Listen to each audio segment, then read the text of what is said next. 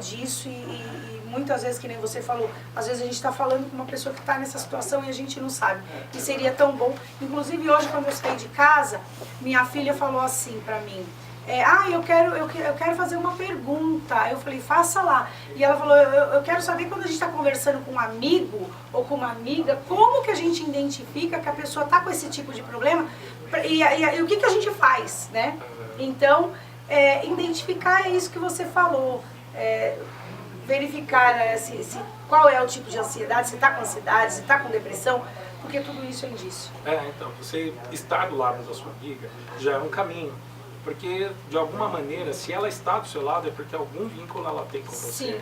Né? E se ela desabafa com você, é porque algum vínculo ainda maior existe entre vocês dois. Né? Então, isso é muito positivo. Exatamente, é muito positivo. O que é negativo é aquele processo que a gente conversou anteriormente. Julgar, dizer que aquilo não é de Deus, né? Que a pessoa não tem Deus na vida, né? Olhar de uma forma que potencialize aquele processo que ela está vivendo, né? Da depressão. Até porque não tem a ver com Deus e com amor. Exato. Né? Eu queria colocar uns dados aqui importantes. Por favor. Que também fazem parte dessa... Com relação ao suicídio. Com relação ao suicídio, né? Para vocês entenderem, a cada uma morte de um suicídio, por suicídio, 3 tentativas estão acontecendo. 5 estão planejando o seu suicídio. E 17 estão pensando em tirar sua vida. Então, se você parar para imaginar, então quando você ouve uma notícia, alguém se suicidou, né? Ou morte por suicídio, né? E essa estatística foi baseada num estudo feito em Campinas. Então, isso dá uma visão, né? Maior de quanto isso é importante, né? Quanto esse assunto é um assunto de segurança, né? É um assunto de segurança, de saúde pública e de questão humana, né? Às vezes eu estou do lado da pessoa e não conheço a pessoa. Quantas pessoas trabalham, né, nos seus escritórios, trabalhando nas empresas que estão trabalhando e não sabe quem é o colega que está do lado. Sim. A vida que ele teve, o quanto ele lutou ou não para chegar até ali. E isso que você falou é muito importante, porque tem gente que eu escuto falar assim, quando porque eu quero conversar. Se eu estiver perto de você esperando o ônibus, eu vou conversar. Se eu estiver perto de você esperando o médico, eu vou conversar. E aí tem gente que fala assim, nossa, mas você gosta de falar, né? Às vezes a pessoa nem quer falar e tal. Ah, mas vai ter que falar, porque comigo vai ter que falar. Porque eu acho que isso é questão de você se importar com o seu próximo. Exatamente. Então, eu deixei uma pergunta aqui para te fazer, e eu acho muito importante essa pergunta, e eu não deixo nem só para você, mas para as outras pessoas também que nos ouvem, com relação a isso. Existe cura para a falta de amor ao próximo, né? Bom, tem uma frase muito bacana que eu uso, né? Se a dor do outro não te faz né, se sentir mal, é sinal que, alguma coisa em você precisa ser revista. Você né? Então, e eu falo muito isso. Se a falta de amor pelo outro não te incomoda, alguma coisa precisa ser revista dentro de você. Né? Se eu não consigo aí lidar com isso, é melhor eu me rever. Né? Porque qualquer dor que acontecer, qualquer morte, qualquer coisa que acontecer, será banalizado e está tudo bem. Sim. Calhou o que você disse, é exatamente essa pergunta, e fica aí. Então, amor ao próximo tem cura, falta de amor ao próximo tem cura sim.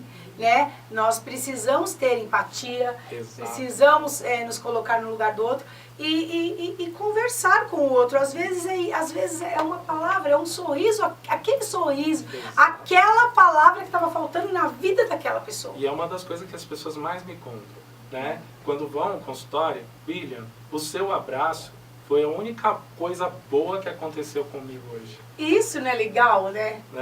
Então você imagina o quanto um abraço antes, aí no seu filho, no seu irmão, na sua mãe, o seu pai, poderiam salvar o dia deles, né? Então, às vezes as pessoas não querem nada, só querem se sentir vivas, queridas, úteis, né? No sentido de estar do lado, né? Você falou tudo. Passe os dados aí. Então, outra questão importante é que mais de 880 mil pessoas se suicidam. 580 mil? 800? 880 mil. Esses dados estão na OMS, tá? Todos têm acesso, livre acesso, você pode consultar lá, é um site internacional. Então, mais de 880 mil pessoas se suicidaram no mundo. Né? Últimos relatos que eu vi que já se passaram de mais de 1 milhão. Dentre eles, quem mais se morre, tira a própria vida são os homens. Né? Em compensação, as mulheres pensam mais em querer tirar a sua vida. Né? Trabalho excessivo, cuidar dos filhos, ter que lidar com a rotina do marido, ter que lidar com a rotina da casa, lidar com a rotina do trabalho. Já parou para pensar o quanto uma mulher é tudo, mas ela muitas vezes, tudo para todo mundo, né? Mãe, filha, irmã, para todo mundo. Mas para ela mesma, ela não é nada. Que muitas vezes, quando fala, vai passar um batom, ela já não quer mais saber. A única coisa que ela quer é dormir. Porque ela já não é mais a pessoa, ela foi tudo para todos, menos tudo para si. Né? E essa é uma das questões muito importantes, que levam milhares de mulheres à depressão e a querer tirar a sua vida.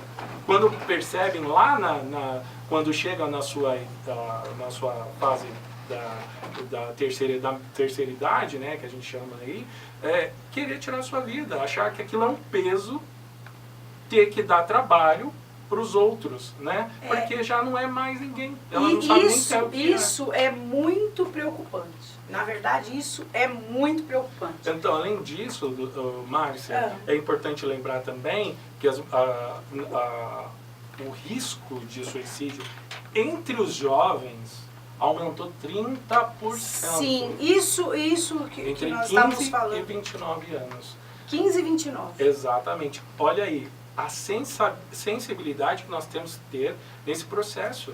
A nossa responsabilidade diante desse ser humano, né?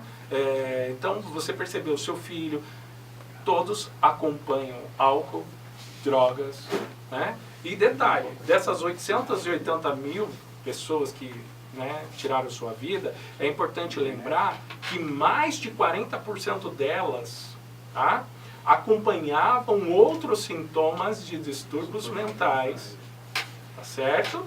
E não procuraram ajuda.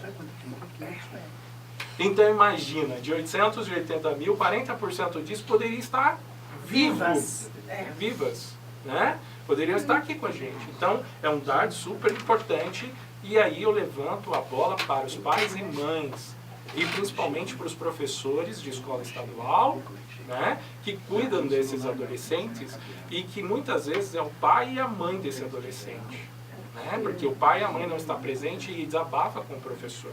Então, anteninha bem atento. E inclusive, eu até vou pedir uns minutinhos aqui. Inclusive, o que eu me preocupo nessa situação é que eu ouço muito falar com mães que falam assim, pediram para passar no psicólogo, mas não tem vaga, né? Porque nós não temos a quantia de profissionais. Você atua na saúde pública? Então, todo psicólogo, é importante, você colocou um ponto muito importante. Nós em Guarulhos, nós temos as universidades que têm o curso de psicologia. No 5º ano, todo psicólogo faz o seu estágio na clínica. E para ter esse estágio na clínica, nós precisamos de quem? Da comunidade.